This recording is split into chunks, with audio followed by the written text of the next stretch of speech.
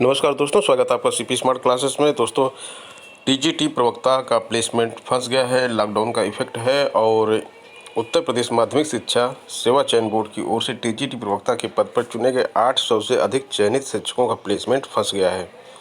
चयन बोर्ड की ओर से इन दिनों इन पदों का परिणाम जारी करने के बाद इसका प्लेसमेंट अभी नहीं हो पाया है और इसका परिणाम जनवरी में ही जारी कर दिया गया था। उसके बाद कोरोना का प्रकोप बढ़ा और 24 मार्च से लॉकडाउन होने के बाद चयन बोर्ड की ओर से टीजीटी व पीजीटी 2016 के लिए चल रहे साक्षात्कार को भी रोक दिया गया।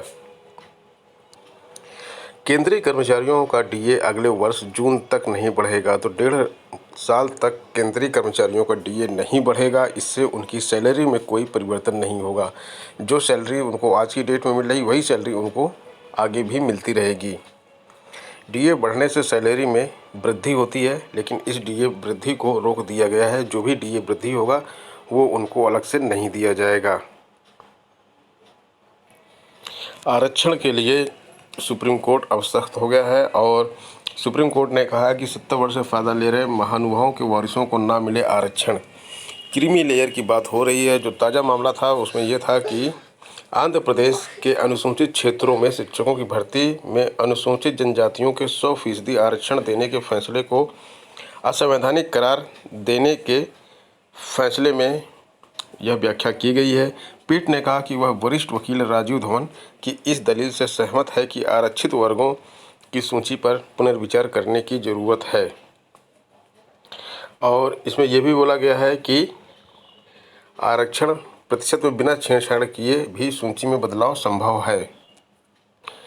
इस फैसले से आरक्षित वर्ग में बेचैनी है। पीठ ने टिप्पणी अनुसूचित क्षेत्रों के SC/ST को 100% आरक्षण देने के बाद की है और ये भी बताया है कि राष्ट्रपति अनुच्छेद 341 के तहत आरक्षित जातियों की सूची बनाते हैं। ये सूची इतनी पवित्र और अपरिवर्तनीय नहीं होती है। कल्याण के उपायों की समय समय पर समीक्षा करनी चाहिए ताकि बदलते समाज और आर्थिक हालात में इसका फायदा सभी को मिल सके। कोर्ट ने यहाँ तक कह दिया कि आरक्षण चुनौतियों से निपटने की सरकार में इच्छा शक्ति नहीं है और दो टूक शब्दों में कोर्ट ने कहा है कि अनुसूचित जनजातियों के लिए आरक्षण के प्रावधान का उद्देश्य था कि उनकी जीवन पद्धति में हस्तक्षेप किए बिना उन्हें मुख्य धारा से जोड़ा जाए और राष्ट्र के विकास में उनका योगदान हो। आरआरबी एनटीपीसी के विभिन्न पदों पर होने वाली परीक्षा का अभ्यर्थियों को इंतजार है। रेलवे भर्ती बोर्ड की ओर से ली जाने वाली एनटीपीसी के विभिन्न पदों की परीक्षा में शामिल होने के लिए लाखों युवाओं को अभी लंबा इंतजार करना पड़ेगा।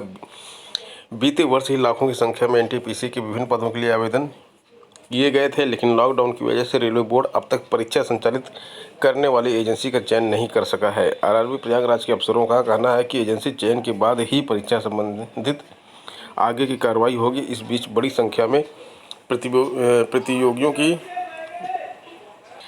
ओर से आरआरबी दफ्तर पर फोन और ईमेल के माध्यम से परीक्षा तिथि के बारे में जानकारी मांगने का सिलसिला जारी है। राजस्थान में 2000 डॉक्टर और 9000 नर्सिंग स्टाफ की जल्द भर्ती होगी। स्वास्थ्य मंत्री रघु शर्मा ने यह न्यूज़ दी है और राजस्थान सरकार ने 2000 डॉक्टरों और 9000 से ज़्यादा नर्सिंग स्टाफ की भर्ती जल्द करने का फैसला किया है, जिससे कि कोरोना महामारी में लड़ाई में स्वास्थ्य कर्मियों की कमी एक समस्या न बने। राज्य के स्वास्थ्य मंत्री रघु शर्मा ने बताया कि सरकार के इस फैसले से कोरोना वायरस से लड़ने के लिए स्वास्थ्य कर्मियों की कमी नहीं होगी।